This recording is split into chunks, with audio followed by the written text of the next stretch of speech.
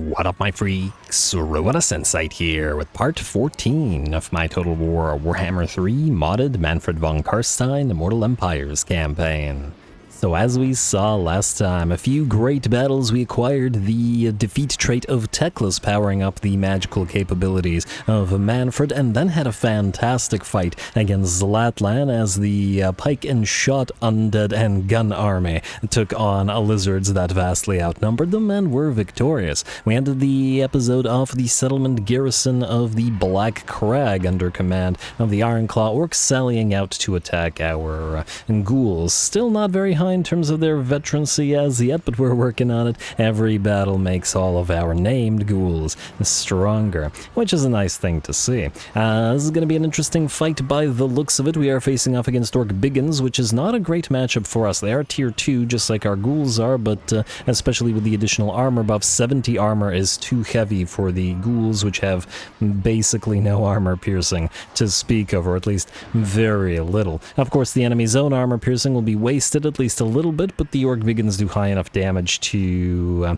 for that not to matter, as they hit on par with the ghouls anyway. It'll be interesting to see how we handle ourselves here in a direct confrontation. The ghouls have, over the last couple of battles, gotten used to fighting choke point battles, and I'm willing to bet that this won't be one, so let's give it a shot.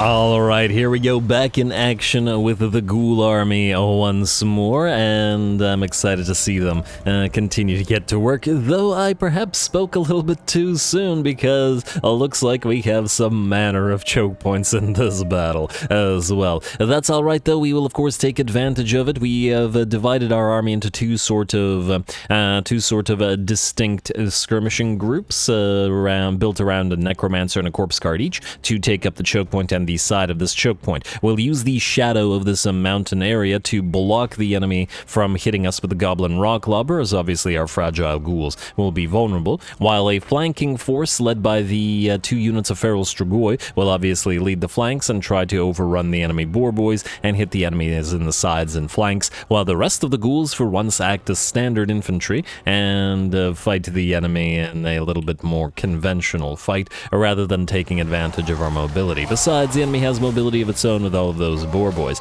Anyway, the Feasters of the Dusk, with their color scheme very much matching that of the strigoi, or feral strigoi, will join the fray and start cutting down those boar boys. But it looks like the enemy has a few of the trolls of the more tanky units joining them, but we'll ignore them to try to run down as many of those boar boys as we can. Not to worry, we got more feral strigoi and more crypt ghouls moving in, and the enemy looks like they're moving more trolls in as well. And, that was an interesting maneuver. Looks like they turned just before charging us, and we'll charge our feral strigoi in the flanks instead. It's kind of an interesting matchup as well. I wonder who'd win in a direct one-on-one confrontation between a unit of trolls and a unit of feral strigoi. Interesting. Though this is a little bit more brawly and a little bit less one-on-one. Anyway, looks like some squiggies decided to be the vanguard and charge into our crypt horrors and ghouls, but of course they're very fragile and ultimately failed. The enemy artillery is still trying to get around that rock formation, which we positioned ourselves very nicely to protect ourselves from.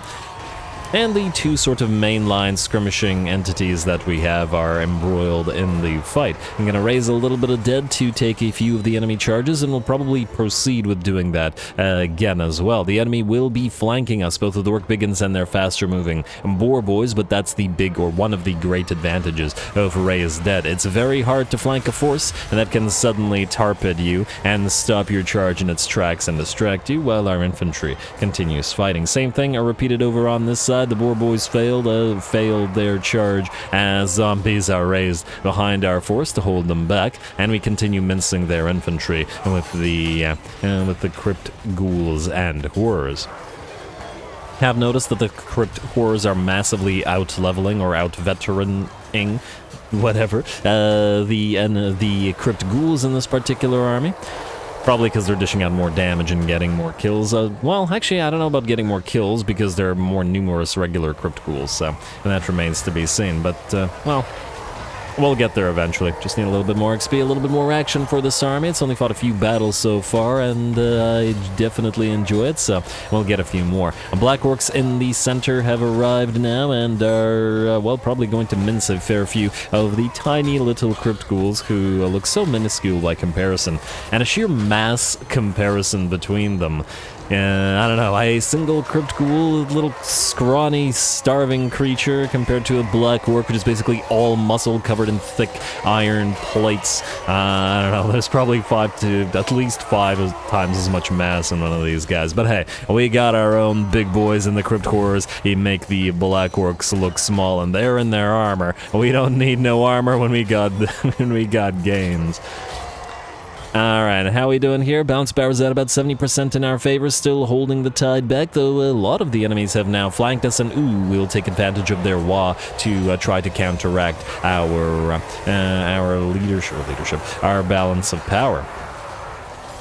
On the bright side, though, the flanking forces have collapsed the enemy zone right flank and are now hitting the enemy in the back line. Their melee troops will suddenly begin to feel the hurt, much more so than they were, including the Black Orcs and the Biggins here, as they get trounced from every direction. The enemy artillery is at last moved into position, but just as it does, one of our flanking units of ghouls has peeled away and charged the goblin crews, and will tear through them like nobody's business. And ghouls, being frenzied damage dealer type units, are very fragile, but against unarmored or lightly armored infantry, and they're very quick to tear them to shreds. Bounce power at about 90% now. The Black Orcs are fleeing the battlefield. Of course, some of the trolls and some of the flanking units are still holding, but probably not for that much longer. Our Lord has also been chasing around the enemy Lord for this entire time, or for quite a bit of this time, but is having a little bit of a difficult time of it.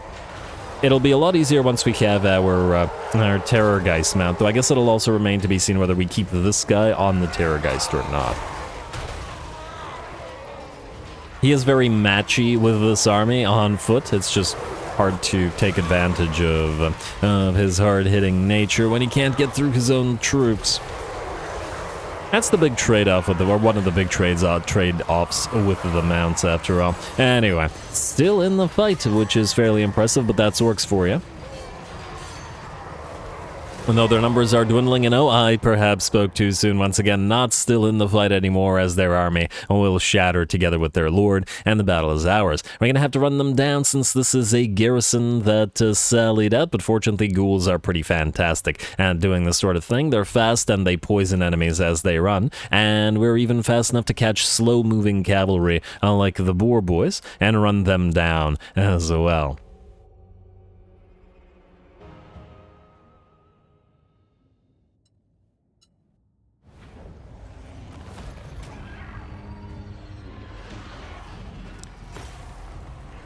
There we go. Our little ghouls, our little hulking monstrosity Wilhelm, all grown up, fighting together without Bathilda's black coaches and stuff to bail them out. Well done. A true ghoulish court for Wilhelm. We've got 54k damage and 242 kills on the Feasters in the Dusk, who carry the day, and at 16k, 17k, the Ghoul Scouts take home the prize with the Graveyard Gourmets as well, though frankly a lot of them did very well. The Ravenous Feasters closing the distance. 26k, the Deadlifters and the Moorbane Defilers both carried the day for the Horrors. Well done, all of you. Obviously we could have let the two Necros do a lot of that work, considering they both have Wind of Death available to them, but it was more fun to watch the ghouls just tear through the orcs one-on-one and then replace their numbers with raised dead. Anyway, return those captives, get a little bit of that cash. We still need just a ludicrous influx of cash into our empire, and oh wow.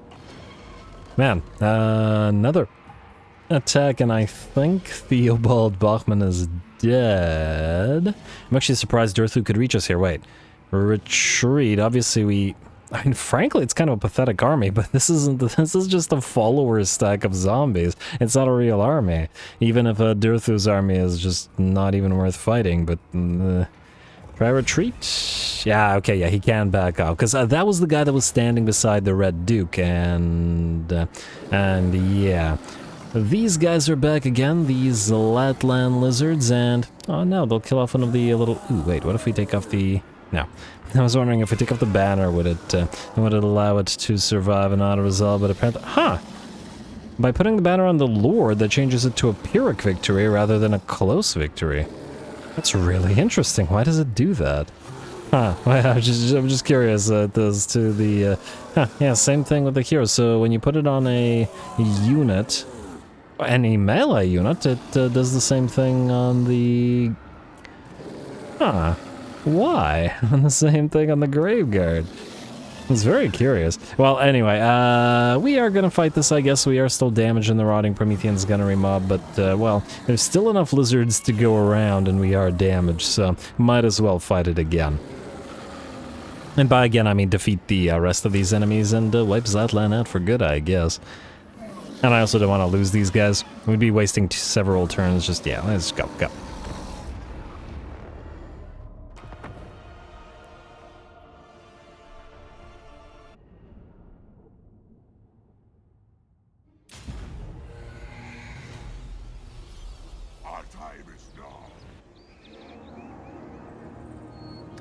Apparently our time is now, but I can't... okay, there he is. Floating in the trees somewhere. Anyway, here we go again, round 2 for these two armies. We've clashed once, both our armies and theirs are damaged. We lick our wounds, etc., reform, and begin the fight once more, which actually keeps it fairly, I don't know, interesting, realistic, something along those lines. I kind of like those. So this is just a continuation of the big old fight last episode, and we got a great lighting in this particular battle. Some nice landmarks on the battlefield as well. It should be a pretty fun fight. Unfortunately for us, we do have a bit of a major disadvantage. Though the enemy isn't doing it on purpose, they are hidden behind a hill, which means we can't fire on them either with our deck gunners or our hand gunners quite easily. Fortunately, at this distance, the carronades can curve down over the hill. And looks like the zombie artillery crew are still clever enough to sort of make the calculations, retain enough of their memory to make the calculations of how to fire their artillery pieces. But our handgunners and our deck gunners are going to have a little bit more of a difficult time. Which is going to be a major issue, because that means not destroying this army, or at least not softening it up nearly as much as we would otherwise like prior to the start of this battle. Anyway, I like the sort of disciplined ranks that the enemy has, these skirmishers in front of their more disciplined regular skin cohorts. That's real nice. That's real nice. Gonna fire back at them a little bit with our Rotting Promethean gunnery mobs, as well take position with our various units of Graveguard with halberds. Now, it does look like, as usual, the enemy is trying to get around us, but we've retained the Barrow Guardians, now summonable in this particular army, to make sure that they react to this. And, of course, our Lord the same. Pharaoh Cold Ones and Chameleon Stalkers will charge on in and strike at our Graveguard, but they will hold the tide back while our guns fire upon them. Or, in some places, get into position as well. Once again, the kill is really not working for us, but we just gotta find the proper positioning and elevation to allow the handguns to actually fire upon the enemy, rather than sit there. That's the danger of having guns as opposed to, I don't know, crossbows and arcing range fire units. But, well, we do get armor piercing for the trouble. And I really like how this army fights all, you know, it's not a horde, it's a disciplined army with guns and sort of tactical formations. It's really neat. Gotta love the Undead Empire tactics. Alright, and the Halberdiers definitely adding to that sort of concept.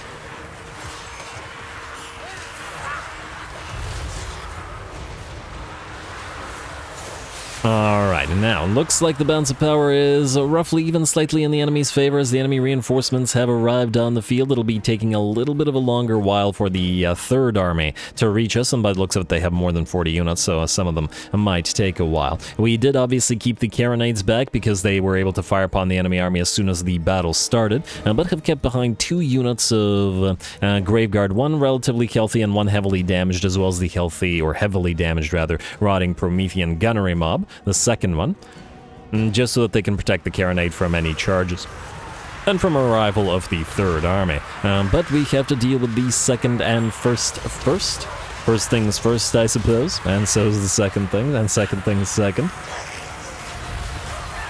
I'm going to try to help out with summoning some zombie units upon our units of rotting Promethean gunnery mobs. Don't want them to get surrounded and heavily damaged like those that other unit of rotting Promethean gunnery mob did last episode. But these things are providing a very nice sort of bulwark for our army to work through. Their damage is pretty solid as well, 13,500 roughly. And nothing crazy, but, well, they're racking up the damage. And they'll continue to do so over time. Nice Wind of Death moving through the enemy lines. It also, I believe, obliterated 2 of our units of zombies, but we'll just summon another one to take its place. And the Wind of Death, obviously, not a threat to the rotting Prometheans.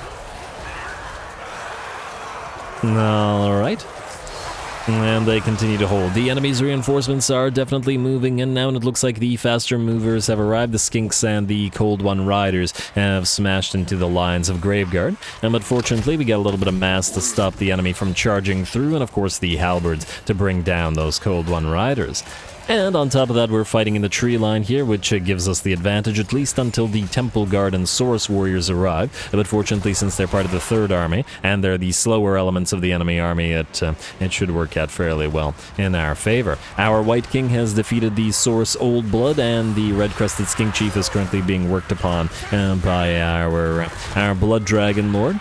And it looks like the enemy's center is in pretty bad shape at this point.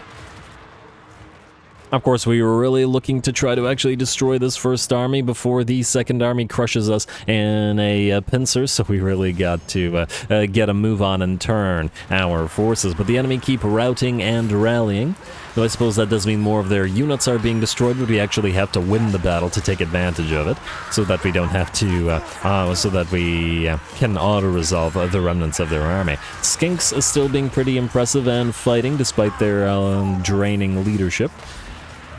I love watching those halberds come down, though.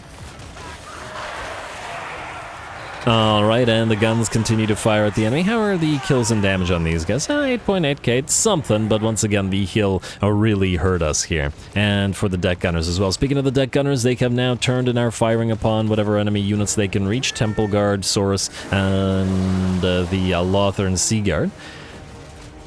And Darren Elven units continue to help these guys out, but, well, hopefully we can outshoot them.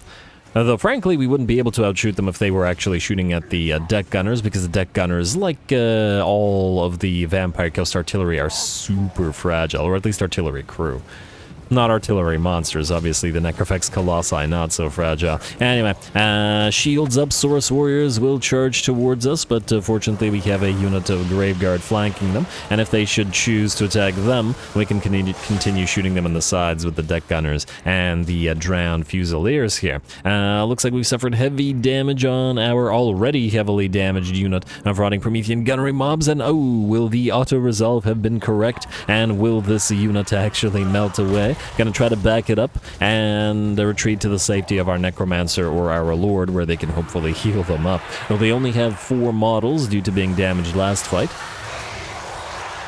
and they probably won't last too much longer. Anyway, Graveguard's still holding now against Temple Guard, however, and over time the Temple Guard should, in theory, win the fight, but the enemy simply doesn't have the time, as the army losses count at last, and the enemy army will shatter. Very, very nice. The way that the kill worked, it didn't give us too much of an advantage, or at least we weren't able to take a decent enough position to take a good advantage of it. However, at the end of the day, we were still able to hold it, despite being attacked from 3 sides, which is just fantastic.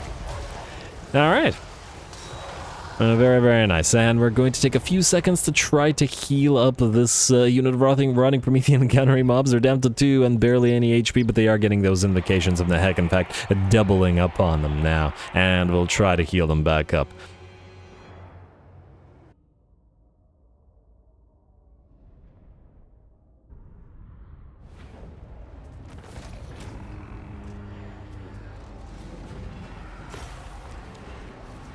Man, I gotta say, I'm growing really attached to Frederick's army. It's just been giving us great fight after great fight after great fight. And in this one, at 28k kills, just like last episode, the Necropolis Guard carry the day with the damage and the kills yet again. And for the Gunners, it looks like it's one of the, another one of the unnamed ones as well. Well done to the Crabby Boys, or the ones that were in the main fight at 25k damage as well. And a little bit of damage, actually not so bad at 11k. The Carronades did better than I thought they would.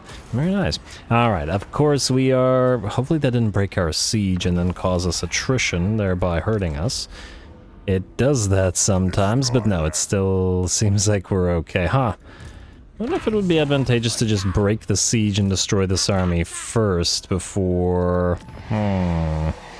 Wait, do you have a hero? You do have a hero. Oh, hello. Enemy killed in battle, potion of farsight. We don't need that or the scepter of stability. What we do need, once this is all up, is you to try to kill that hero assassin. Now, it's only a 49% chance success. The assassins...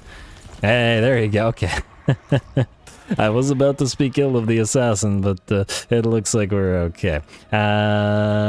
Yes, yeah, break the siege, and then we'll take it to next turn. We still have siege attacker on the various stuff here, so we should still be able to pull it off. So break. I don't come to regret this, but I guess we'll see. Break siege. Chase down this little army here. And resolve this, and hopefully it doesn't heavily damage our Crabby Boys. Okay, now we're good, and we'll actually use this to heal up to... Oh, don't cross the road, dude. You had to cross the frickin' river. Oh, I shouldn't have done that. That screwed us over. I guess we can hit you attack while we're here, then. And, oh, hello. Free attack on this. Dragonhelm, Mannfred, hit... Wait. Yeah, there's still another army over here. Wait. Statutory Lich Sense. Go and steal tech from... I was gonna say you attack, but we could also just push you up this way. We want to keep an eye out on these territories anyway, as they're liable to attack us. Manny, kill off of this little army here with a quick little auto-resolve as well. And then we'll do this. We'll go dominate captives. No, we will take the money. I lied. And then Manny, you will be the one to hit you attack for 2 reasons. Zombie Dragon for the Red Duke. That's great, but probably not, in the sense that we're probably not going to keep it on him. Scroll of Shielding, Gravedigger, another student. Good. Kidnapper for Manny. Kind of surprised he didn't get that earlier. He just started with Kidnapper. It just seems like that kind of guy. But anyway, Red Duke, you can stay on the Hellsteed. Yeah, look, the Zombie Dragons are super cool, but the Red Duke, he's a Bretonnian. He belongs on a steed. Although the Red Duke is quite insane. Okay, he became quite insane after his wife died, and then, if I'm recalling correctly, he was seeing things, right? Like, he thought the zombies were just like peasants, and he was just seeing things. For all we know, he could see a dragon as a cute little Bretonnian war mount. Anyway, Hellsteed for you. Not the Barded Nightmare, because I do like the ability to fly around, and it's no real loss in terms of stats. We lose a little bit of armor, but the ability to fly around and the increased speed is, I think, more valuable. Anyway, repositioning yourself is always great. Back to this. Frederick, since you can't hit Zlatlan because I'm an idiot, or because you decided to move around the water, you're gonna go here. Then, we're going to declare war upon this little beastman tribe, like so. And before we do anything about that, I would like to see whether no, -9. Ooh, very close though. A couple of war declarations, and we may be able to force Vlad into a confederation. Now, what would be the best way to do so? I'm going to say we should declare war on probably Draika. Draika is close in terms of borders and might force a few fights. We could do the dwarfs as well, but I kind of don't want them coming down and ripping the Sartosans apart. And we need to weaken Vlad further. Sorry, Draika. Well, let's just say you're going to be a very useful ally, at least one more time by doing this. She kind of hates us anyway because of various treaties that we have. Although the Sylvanian Treaty and the Ice Core Treaty will probably disappear. Funnily enough. And frankly, the Man-Eaters Treaty will disappear as well. Wait, maybe it's just because she doesn't have diplomatic contact with the Dreadfleet and stuff yet. Okay, other way. Aversion to Dreadfleet. What are we looking at here? Yeah, it's still minus 50. It just, yeah, you gotta choose between the living and the dead. Sorry, Draika. Declare war. Like so. Call allies to help keep our allies friendly with each other. And Vlad, force you into a war with her. -8. Really? We gotta declare... If we have to declare a war on 8 more factions, that might be a little bit much, but we'll see. We still got other stuff to do this turn, though, so let's deal with it first. You are going to hit you attack. And include the beastmen. It's probably not worth fighting, to be perfectly frank, so... And we'll just do that, and we will... probably should have actually occupied it with you so that Manny could keep his movement range, but whatever, all good. Good, a crone zombie dragon for Frederick. He might actually need his zombie dragon to sort of hover over the battlefield and reposition himself. This army obviously lacks mass and... Although at the same time, I do like him commanding foot. I'll think about it. We'll see how he performs, or how the army performs in general. Faction destroyed, Storm of Necromancy. Well, that Necromancy does tend to storm, doesn't it? Anyway, that's Manik. Don von Senkenhoff. We are now at war with the little ratties. If we attack you... you're probably too close. Let's try you, maybe? That's a bad idea. Will we still be in range? Guess we're about to find out. Go right here, try to push this rat towards the settlement. And then, if you end up right here... Now, stop moving that... Okay, you moved further than I was thinking. Oh, okay, it sort of did it. Not quite what I wanted, but for sure. Steel Tech. Steel Tech. And Steel Tech. Oh, I also forgot. Yes, we reached the engagement threshold, so this will be an hour-long episode. And the engagement threshold remains now changed to 300 likes and 50 comments. Or was it? Yeah, something like that. And the next episode will be an hour long as well. Keep stealing your tech and killing stuff. You, unfortunately, are exhausted, so you can't assassinate. But Skulk does have a hero there, so we'll give that a shot once we're there. Oh, did we fail another... Okay, you. Take Dragonhorn Mines, please.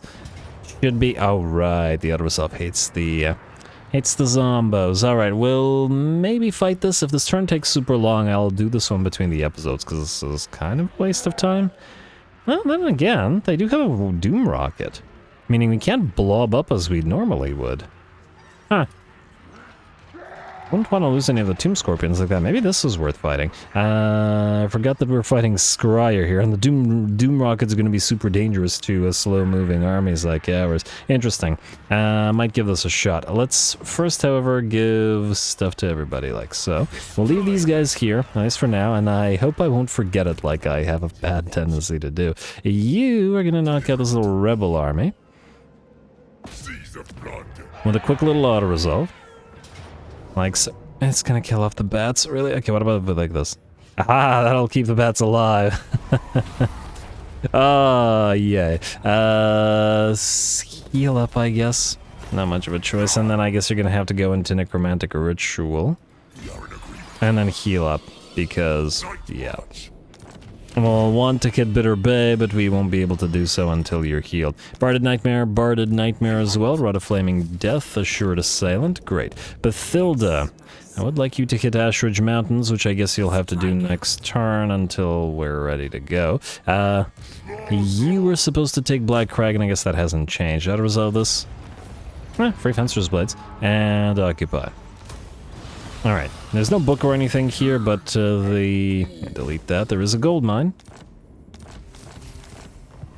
And though the province itself is decent, we do have iron at Iron Rock, and that's always useful. We have wood at Carrick Drawn as well, though I don't remember what wood does for us. Is it Vargolf reduction?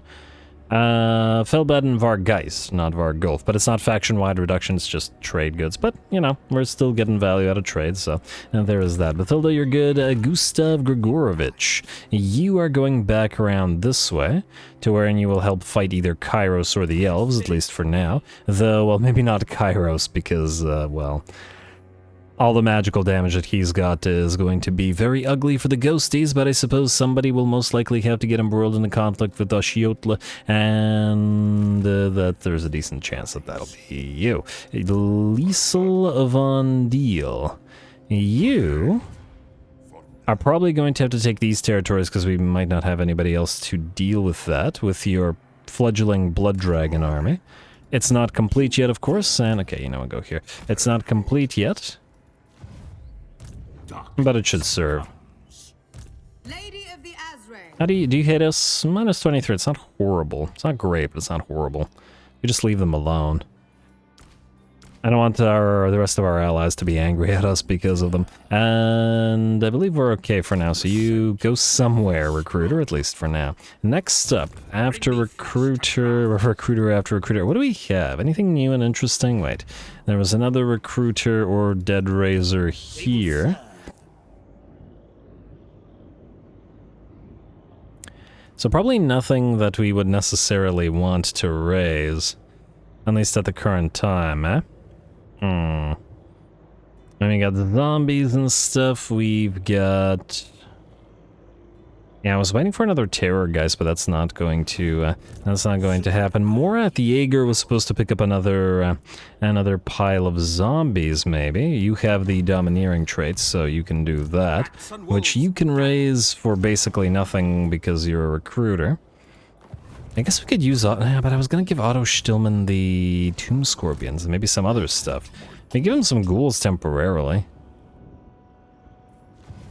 He is a ghoul king after all. I don't want his army to echo the other ghoul army, though, so we'll probably change it up fairly considerably. But anyway, a recruiter, you're actually one of the recruiteriest recruiters, so you should probably be holding on to the Kitab al-Azif. I don't know which of the other recruiters have them, but I guess it doesn't matter over much. And do this, and then we'll do 1, 2, 3, 4, 5 ghouls, and we have no crypt horrors, unfortunately. You know what? Why don't you do a couple No.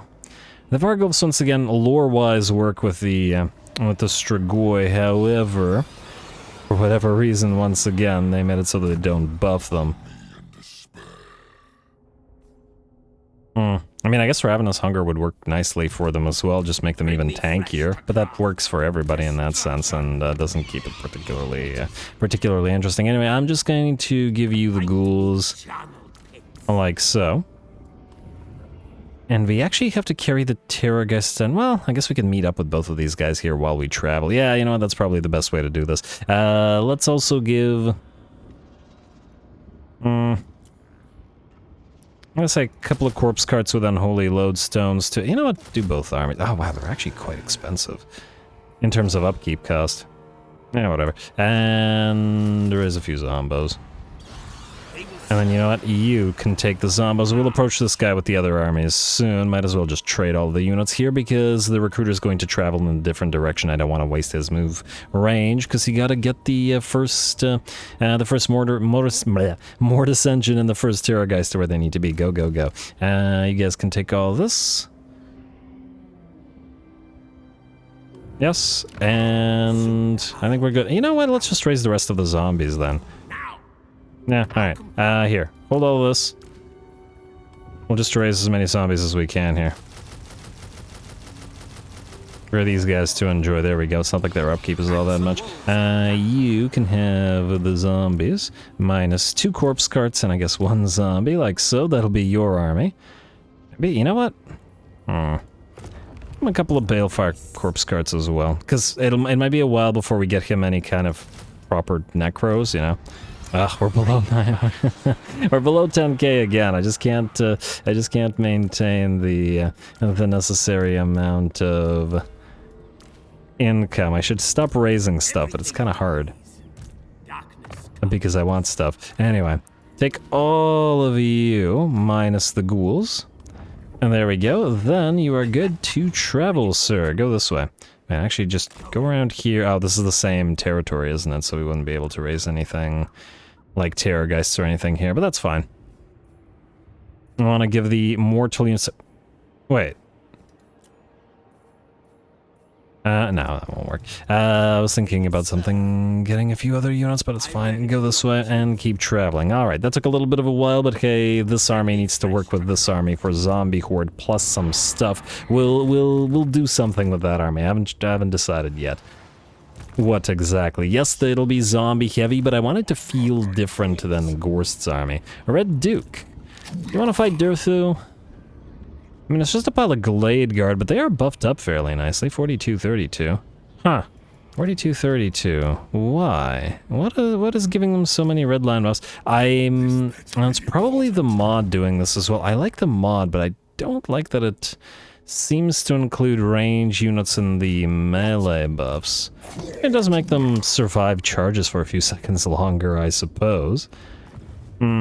Certainly not. I suppose at the end of the day, while the player can avoid double dipping, the AI will not, and thus the AI might get a few more stat buffs,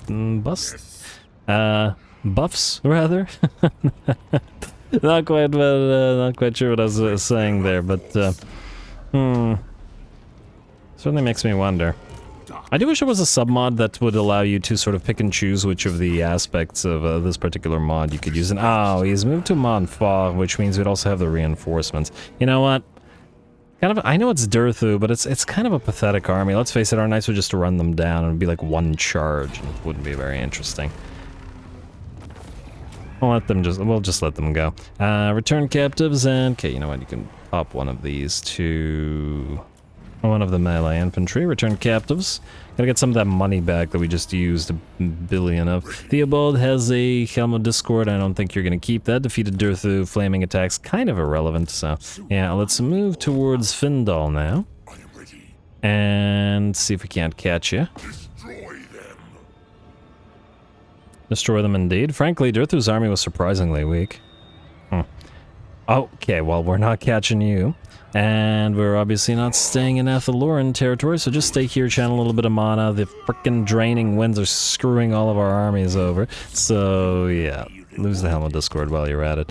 Kemmler, I would like you to move, I guess, to Paravon. There will be stuff to raise there. We still need capacities, but, well, you're getting there. We need to raise Kemmler's levels as fast as we can in order to get a couple more White Kings. I kind of want Krell to have a few White King pals, maybe 2, maybe even 4, and the +4 hero capacity from Barrow Kings from Kemmler will really do that for us. Anyway, I believe there was a debut to be had, a new army and I've been waiting to fight with. It's not in order, though. Alright, well, we'll keep moving in order, at least for now.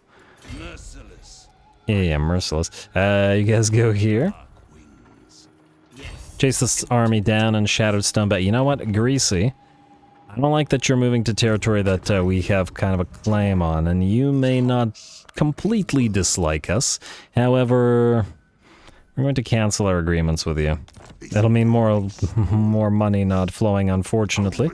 However, I think it's necessary. And it's Mannfred. He'll betray you. Yeah, that's what he'll do. It'll keep our undead allies friendly. Since for whatever reason they don't like us allying with Greasy. Auto-resolve this. Hopefully the doggos won't die. Huh, the zombies got more hurt than the doggos. It's surprising. And we'll take the money. Alright, I assume we can't... Yeah, no, we just short of being able to reach the place. So we'll stay in our own territory. We'll channel with both Gorsty and this guy. They shall despair. Try to reacquire their mana. Oh, okay, I'm getting lots of students today. Ooh, while we're at it. Do we have any... not really.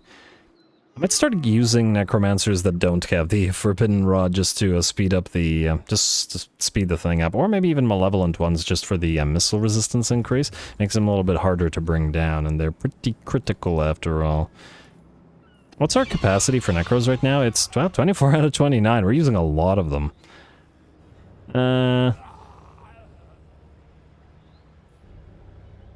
Also really expensive to get on the field. Yeah, maybe we'll do a couple of the malevolent ones. Together with Gorst. Why not? He'll be fine, I'm sure, as long as Gorsk himself... he has the Liber Noctis, so he'll have extra mana that way, so that's fine. Anyway, let's keep going. I want that debut, and it's not you, Frederick. It is not you, Recruiter, obviously. It's not Saved, who just moved. It's Ludwig von Deal with his Bone Giants at the Skull Reef. Now, before we jump on in there... I was hoping we got some nice new items, but not much, really. Do we have a free rod of, where is it? Forbidden Rod? No. No Forbidden Rods. I don't care for the Crowns of Command either. And yeah, I know they're somewhat useful on the undead, but I still kind of don't care for them. Maybe we'll keep them. I don't know. Give them to some units. So let's give you the Helm of Discord for now.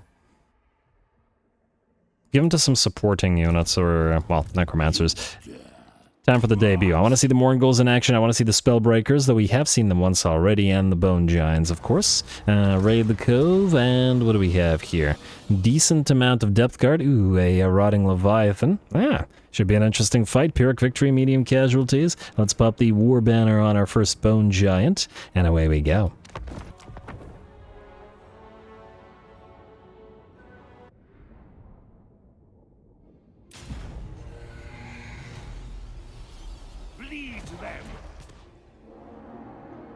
Alright, bleed them indeed. Here we go, the debut battle for our first Necrarch Lord with Mourngulls, Spellbreakers, and Bone Giants on the field. We'll see how well these Bone Giants function together with all of our Skelly boys, and I'm excited to see them do their thing. Spellbreakers in decent numbers now, led by the Konigstein Stalkers in the center of this somewhere.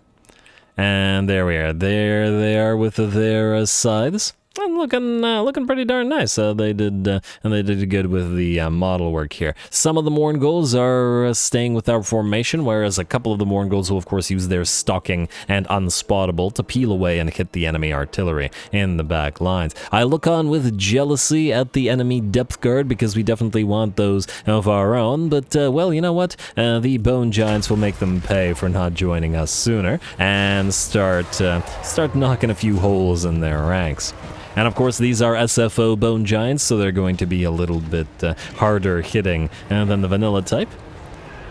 And it's nice to have this type of artillery. Feels more appropriate than the gun type for some reason with this particular army.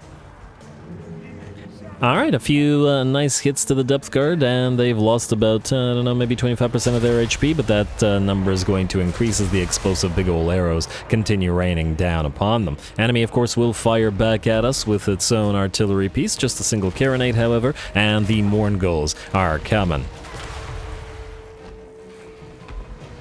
I'd love to build more Bone Giants, but 4 is sufficient. We don't need to do anything else. Anyway, here come the Mourngulls, who will be the first into the melee. Of course, Unspottable allows them to get really close before the enemy is able to identify them. And the extremely fragile artillery crew of the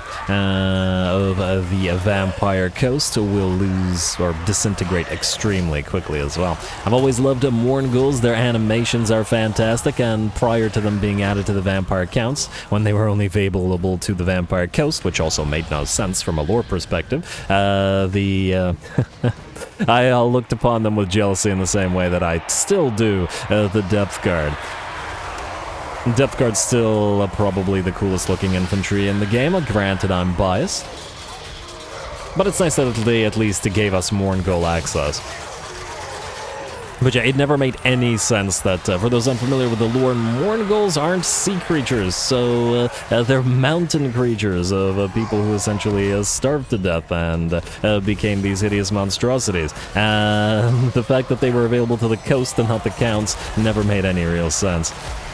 It was odd. Anyway, here come the Rotting Leviathan, or comes the single Rotting Leviathan, and ooh, Tree will block a couple of the shots from the Bone Giants hitting it. We're gonna try to get a few Rotting Leviathans of our own once the enemy actually techs up to them. Frankly, at this point, it's a matter of just waiting for any of our vampiric vassals to actually tech up to the stuff that we need them to tech up to. which is taking them a while. Alright, we are starting to take some damage over on the left flank as these spellbreakers are taking a heavy numbers of losses against the enemy depth guard. That's hardly surprising. Depth guard are vampires like blood knights, and they should be able to mince any infantry like that. And that's why we want some of them of our own. Our bone giants have found a nice sort of bead through the trees, and are now starting to hit and heavily damage that rotting leviathan. Every single shot chips away about 10% of its HP, and a few more will bring the big boy down. Certainly a lot faster in doing it this way than mobbing it with piles of infantry. Not that I don't enjoy that sort of thing, as I think we've seen already a bunch of times in this episode. A couple more hits and the rotting leviathan will go down. And there we go. In just a matter of time now, the balance of power shifts to about 90% in our favor. The last of the enemy infantry are melting away, with the exception of the depth guard. The enemy lord has been attacked by the Morngulls, and we'll peel them away to allow some brutal fire from the bone giants, which with a single full volley of all 4 units tear the enemy lord apart. Maybe we should have started with that, but well, that was a pretty good ending for the battle, even if not such a good ending for the enemy lord. Our skelly boys still fighting headless and armless in some cases, but hey, they don't need those. They just need to hold the lines while the Morngulls then do the damage with all their fantastic animations. And also such creepy units. You gotta love them. You gotta love the entire roster. No bias here at all. Anyway, the depth guard are done, the zombie pirate deckhand mobs are done, and the first battle of the Necrarch army is a success. Of course, we'll have to give this army a necromancer and modify it slightly. We have a few too many Morngulls in here, but they are saving space for maybe a Mortis engine and a necro, as well as obviously the spears that were guarding the bone giants will be replaced by additional bloodline units as we get the other spellbreakers in here. It'll be nice.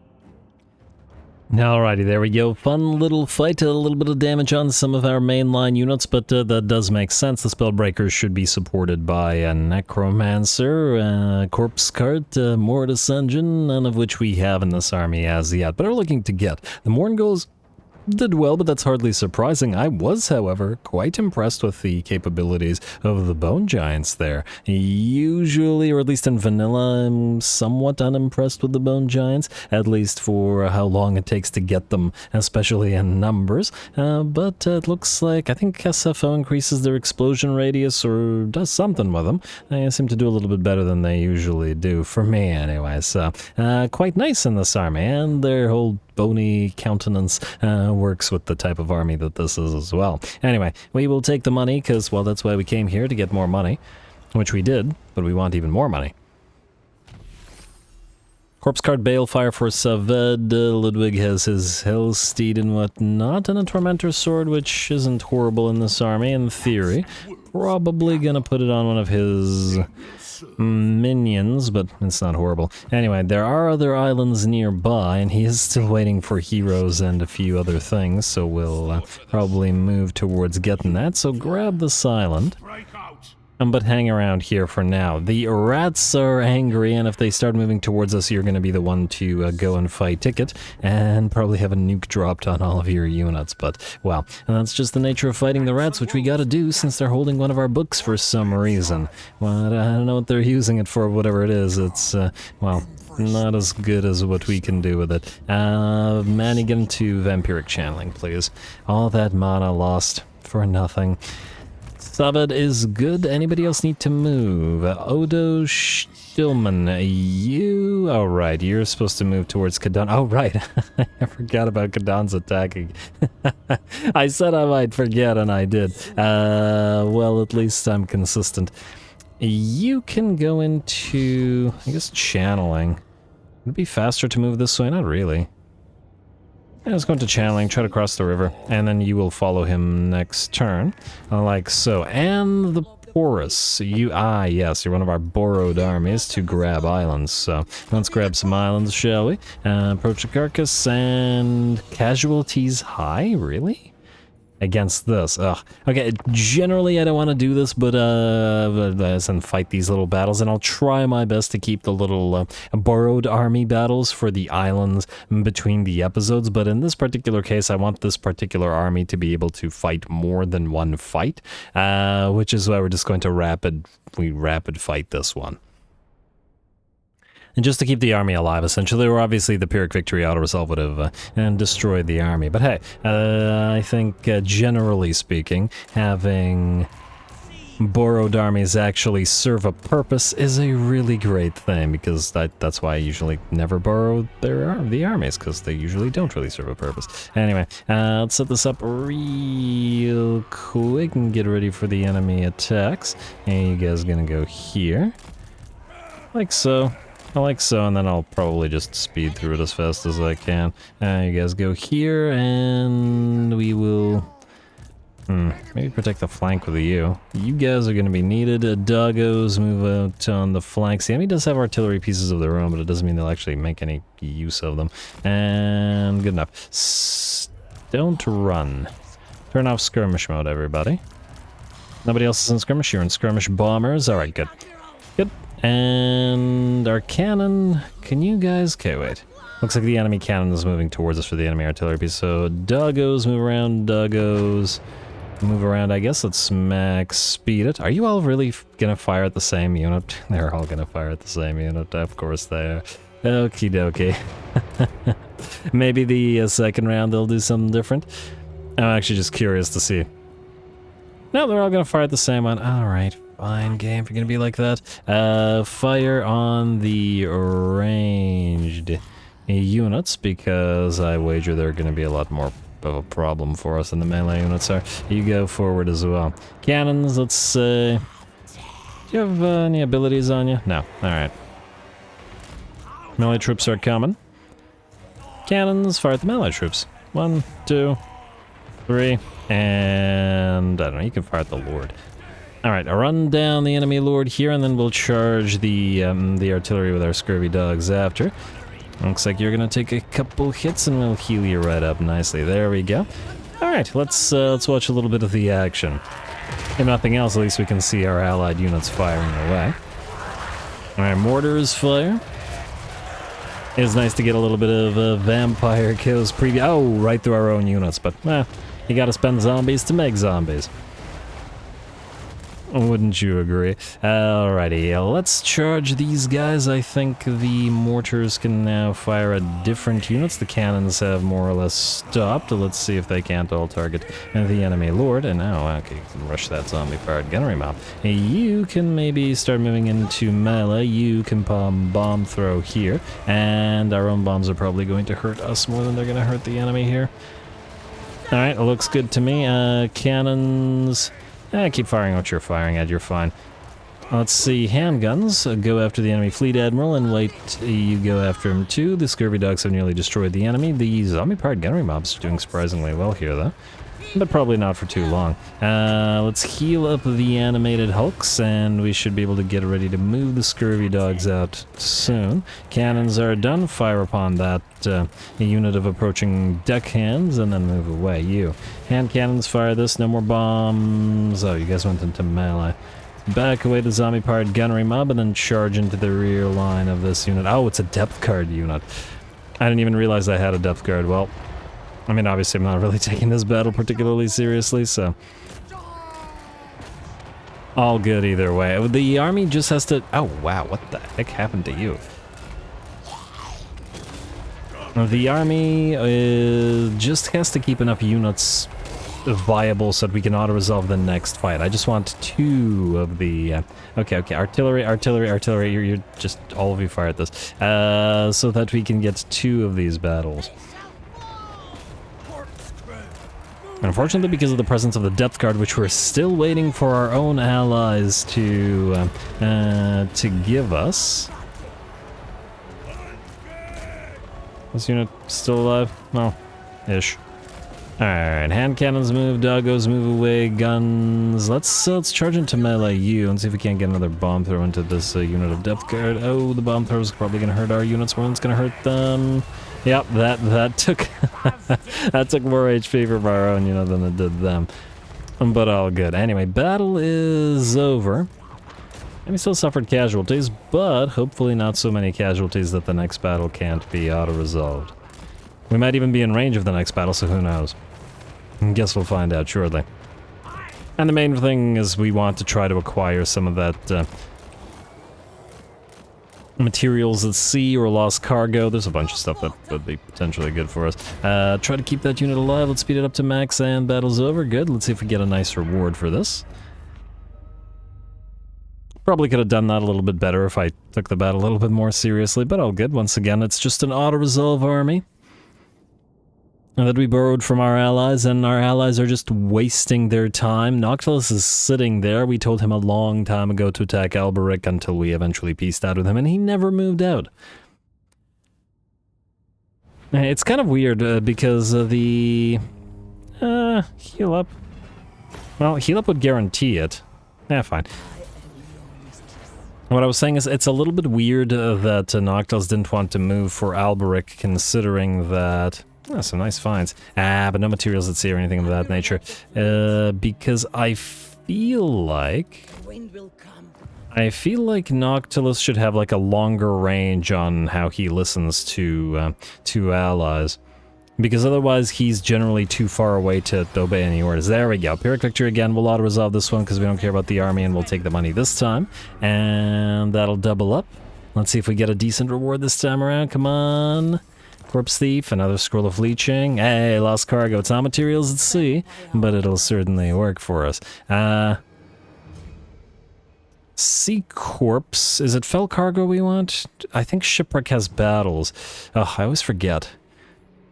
Well, try to head towards the Sea Corpse. There might be one that's without a battle. Maybe. And we'll still be able to get some use out of it. Anyway, who is up next? We still have a proper fight to fight. Hekenerus. What is this? Okay, I think Fell Cargo is the one without a battle, so you should be able to move into it with March Stance and not lose out on anything. And Mysterious Island also definitely no battles. I guess you could buff you up repeatedly and then still have you fight something. Let's go Arms and Armor for you. Dragonbane Gem and Ensorcelled Blades, and stay out of the attrition area. Pick up both of these. Really, it's all Mysterious Islands. I think you can't get any of the good stuff from Mysterious Islands. You can only get the basic stuff. I'll move the heroes between the episodes. Actually, there isn't a lot of them to move. Well, there's also a lot of admin to do, so I'd rather do the battle and then not waste time with admin. Although if we end the turn, we could do the next episode's admin between the episodes. There is potential for that. Alright, let's quickly hit Dragonhorn Mines right after we do this. Conradine, I would like you to get, I think, Soul Blight. We do want to move towards Dark Benediction as fast as possible to buff up the zombies without armor-piercing damage, but now we gotta deal with this and the potential nukes. Go.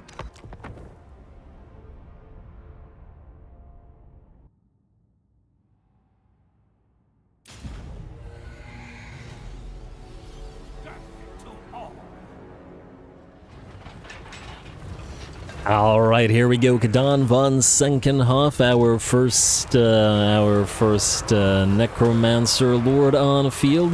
Gorst is now available, so he'll have the zombie advantage in many ways, I suppose, but still, it's nice to have these guys. Besides, zombies under Kadan have the buffs that give them significantly more base weapon damage, so there is that to consider as well. That said, while I do love the zombie armies, guys, I promise I'll try to sort of not overdo it in the sense of, well, you know, the zombie battles, they tend to be tactically relatively uninteresting, and they all function pretty similar, so if we build too many of these armies, we'll have to fight too many battles like this because the auto-resolve hates them, so once again, I'll try to keep it to a reasonable degree. Anyway, over on the flanks, our Vampirus will lead the 4 Tomb Scorpions, or Crypt Scorpions here as I like to call them, into the field. and to sally out and essentially attack the enemy artillery pieces, regardless of the presence or lack thereof of the zombies. Skaven are going to have a very tough time dealing with the Crypt Scorpions. They're generally an extremely tanky and irritating unit to deal with infantry piles because of that burrow ability that both makes them pretty much impossible to tie down with infantry alone without any mass, and disrupts the enemy formation like nobody's business. So they'll pinch and burrow their way through the enemy lines, I'm sure, with decent ease. At least over on this flank, and especially with a little bit of help from the Vampirus' Soul Blight coming down upon the enemy. Lovely. Over on the left flank, where the main battle is begun, the battle proper, the Skaven, the Clan Rats, the Skaven Slaves, what have you, have now clashed with the zombies. And it's a numbers game. Although, one thing that makes me think, these zombies fighting rats will actually feel very different to the zombies fighting Nurgle under Gorst, won't it? Because high numbers versus big beasties that are regenerating. We are capable of doing both what the rats are doing and what Nurgle is doing, but fighting them does feel very, very different, which is nice. And horde versus horde action is also pretty entertaining. Now, the big issue here is this. That is a lot of range units, and they are all doing the right thing, the appropriate thing, focusing down, or attempting to focusing down on our corpse guards. Corpse guards don't, unfortunately, yet have enough buffs in terms of their armor and resistance, and will take heavy damage fairly quickly, so we'll need to deal with that in some manner. Out here, the enemy artillery pieces have routed, but the enemy reinforcements have arrived, and some ogres have joined the field, though as to how effective they'll be against multiple tomb scorpions also remains to be seen. Although, interestingly, the ogre's mass might be causing some problems and not allowing these scorpions to attack as much as they would perhaps like to. But anyway, that's going to be a contest for a while. Out here, more rats are moving in to mob the zombies. We are, for once, actually outnumbered here, of course, and because the enemy has multiple stacks and we just have the one, that we do have the advent of Raised Dead, which we are definitely going to need here, as we'll need additional units to be raised and to rush the enemy range units. And there we go. Gonna start summoning Raised Dead behind the enemy lines, and instead of rushing the back of the enemies as we usually might, we will instead rush the enemy range. If nothing else, even if the zombies don't catch them, which due to their slowness they most likely won't, they will keep them away and thus not firing upon our support units. Obviously, our entire zombie horde will collapse if we lose our corpse carts, and we can't have that. And it looks like the enemy, well, another little bit of a taste of our own medicine in the same way that Nurgle was doing, well, in a different way than Nurgle was doing. We add Raised Dead numbers, the enemy adds Menace Below numbers, and the hordes continue their endless clash. All right, and once again, just a sort of harkening back to the war for Crippled Peak for Nagashazar. The endless ranks of dead versus the endless Skaven. Anyway, the Crypt Scorpions are doing fairly well over in the back lines here, still mincing numbers of clan rats and whatever comes against them, though some of them have taken damage, and the Vampirus is a little bit hurt as well. Of course, she can be healed up, whereas the Scorpions unfortunately can't, which is why we need to put them in another army where they have a healing passive added to them, which will make them a lot more viable. Alright, keep on moving right through all of this, and those ogre bulls with dual weapons have come back, unless that's a different ogre unit. But we'll chase them down and continue after them. And a few spirit leeches, I'm sure, will help bring them down a little bit faster. Some storm vermin have joined the fray against the zombies, and while the zombies do hit fairly hard in this particular army with their base weapon damage, still gotta remember that their weapon strength is non-armor piercing, so they'll still have a very tough time dealing with the enemy storm vermin. Big blobs still surrounding one of our corpse carts over on the left flank, and this is the major big blob led by the enemy warlord. But the enemy numbers are starting to dwindle, even if the balance of power remains in the enemy's favor. The zombies that have been raised or that have sallied out to run down the enemy range units are dwindling in number, and we're going to have to raise more to continue them on that path. Though the right flank appears to be ours, and the Scorpions have by and large cleared both the Skaven and the Ogres that were over on this side. I wonder if we should add a couple of... I was wondering whether we should add a couple of man-eaters with ogre pistols to our living army, perhaps. On the other hand, we could go artillery. Oh, well, we definitely should go war drums in that army, maybe even 2 war drums for the living army.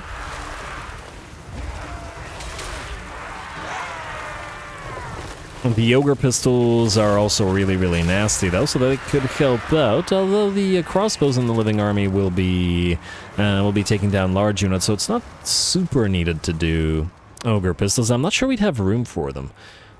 I'll have to figure it out, because 16 units will be... Yeah, we probably wouldn't have room for drums and artillery and ogre pistols.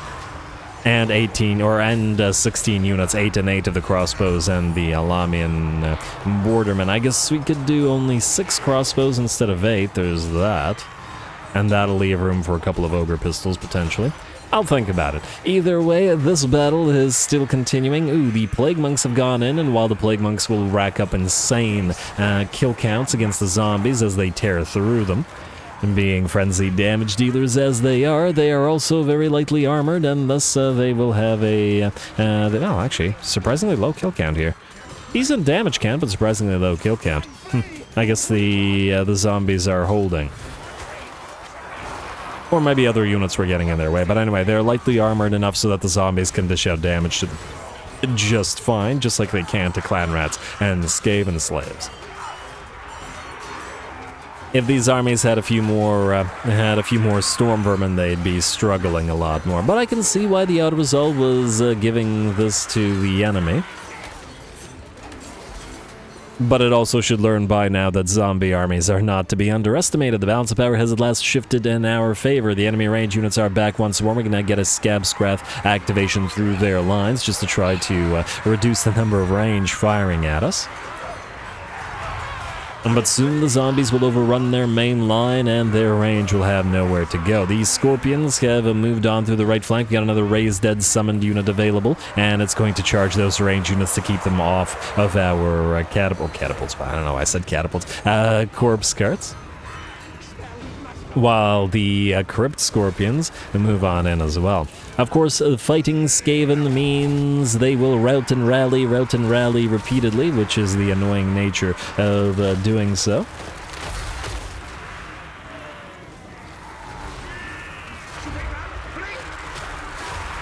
But it's lovely to see the Scorpion animations, even if they have to do it again and again as the enemies rally. Run those rats down. And plus, this is it's nice to see the Tomb Scorpions. If there's one single flaw to the vampire counts, is that they don't necessarily always do enough with their aesthetics. Tomb King's got the aesthetics down, and I do love the aesthetics of the vampire counts, but they could do a few things a little bit more aesthetically crazy. You know, in the sort of theme of their architecture and the armor of some of their fancier units and stuff like that. All the constructs and stuff of the Tomb Kings are ultra fancy, of course, and they also have amazing aesthetics. Get a little bit more of that going. I mean, I suppose the various undead factions in Age of Sigmar do have that, but no. I'll take my classic any day. I'm old. Anyway, with that, the battle is ours, and the enemy army will shatter. Of course, our zombie hordes are going to be too slow to chase the enemy down, but all good. Besides, somebody's going to beat the aesthetics of the Blood Knights anyway, so there.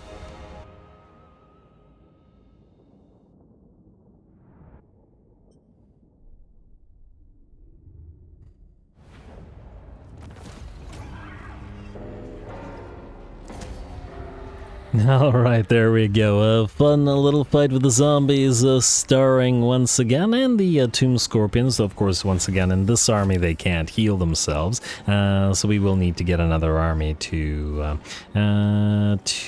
deal with them, and then replace them with some other kind of damage dealers in this particular army so that they can get kills. Ideally Mortis engines, because they work nicely with the whole zombie horde thing, as the zombies are difficult to destroy, though the nukes ability certainly, or the potential of getting nuked certainly does dictate the battle. We're gonna occupy, I guess, and take it at tier 2. We get a unit capacity for crypt horrors.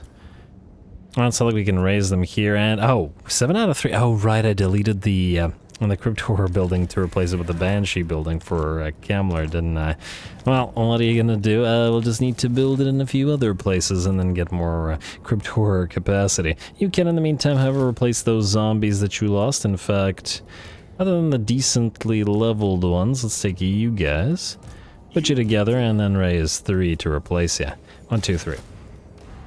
Alright, very nice. Anything else that we need to do? Alright, let's move the heroes and such. You are, alright, exhausted, unfortunately. Brains, steel tech. I'd like to end the turn. Hopefully nobody attacks us between the end turns, because it'll allow us to... actually I can't end the turn. You know what? There's a bunch of buildings to build, and I'll have to figure out what those buildings are going to be. So I think I can do that between the episodes. And then when we come back, I can end the turn, or maybe I'll just end the turn between the episodes and do the admin preemptively for the next episode. So, I mean, it's not like there's going to be a shortage of admin next episode anyway, so I think it's not going to be too bad. Anyway, next time, we wipe out Zlatlan for good, and we're probably going to be close to wiping out Teclis's faction, or at least destroying his strength. He might have enough territory here, and then starting to move towards Kairos. We want his defeat trait, and then we can book it on out of there. Manny's next stop will, of course,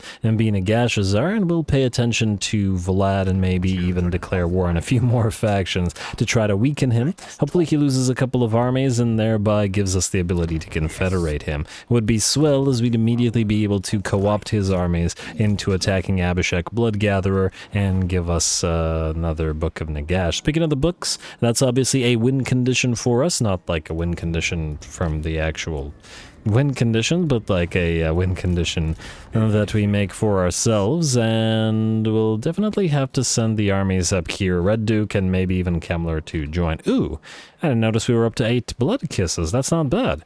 We can get the final level of one of these guys soon. Or we could get a bunch of these techs, but they're for the bloodlines, and I think we want to actually unlock all the bloodline units first before going with that. I mean, considering we're already at 8, we'll just have to figure out which one we want the final raise of. Stock for own armies faction-wide, but it's an own territory. So it's not as good. If it's in enemy territory, yes. If it's in our own territory, yeah. Let's just take a look at this now, because I'm excited at the idea. The final level of this gives us the Face of Death ability, which is a hex that summons zombies and, well, does some nice debuffs. And it's in every fight and when in foreign territory. Well, that's pretty good. This gives us immunity to diplomatic trespass, which is kind of irrelevant to us, because we're going to trespass anyway, but the character experience gain plus 50%, that's pretty solid. It might actually be the most important thing. Immunity to psychology from all enemies. Removes it, eh? But it's an own territory again. It makes a lot of this stuff makes it easy to defend. For example, if you want to play tall, but we're not doing that and we don't really care. Armies replenish in foreign territory, though. Generally speaking, that'll be quite useful. And then lastly, the Blood Dragons. We already have the Glorious Charge. It'll give us immunity to attrition from a lack of corruption, which is quite nice as well. Frankly, decent options between lack of corruption and replenishment in foreign territory. But I'm gonna say Lamia and the 50% extra character XP will go a longer way, because the longer we have this, the more chances we have to level up our lords. before we actually unlock that. So Lamy and Lord will probably be the next one, and of course they will be commanding the all-living one, because the all-living army, because they have the ability to go for the Castellan trait, armor plus 10, which is kind of generic and gives everybody a little bit of armor. Or we could keep them with Slaver and give them Ravenous Hunger as well. There's potential for both. Anyway, more vamps to come, so stay tuned. Don't forget to leave those likes and comments below, especially the threshold for the hour-long episodes if you're into that sort of thing. All glory to the algorithm, and thanks for watching.